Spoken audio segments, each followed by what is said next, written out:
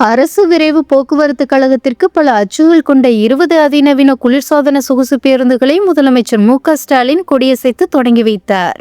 சென்னை, பெங்களூர், திருச்சி, கோவை உள்ளிட்ட முக்கிய வழித்தடங்களில் அதிநவீன குளிர்சாதன சொகுசு பேருந்துகளை இயக்க அரசு திட்டமிட்டுள்ளது.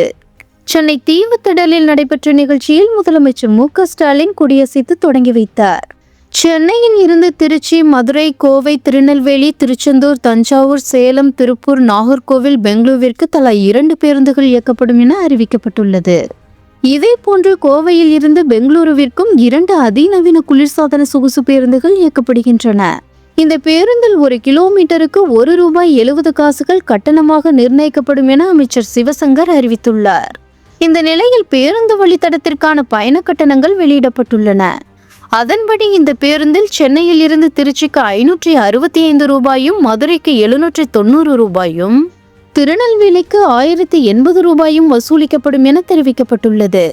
இதேபோன்று சென்னையில் இருந்து பெங்களூருவிற்கு ₹735, கோவைக்கு ₹880 கட்டணம் நிர்ணயிக்கப்பட்டுள்ளதாக தகவல் வெளியாகியுள்ளது.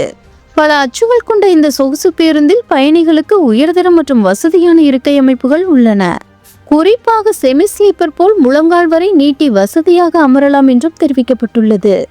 மேலும் செல்போன் சார்ஜிங் வசதி, கண்காணிப்பு கேமரா, சென்சார்களும் இந்த பேருந்துகளில் இடம்பெற்றுள்ளன.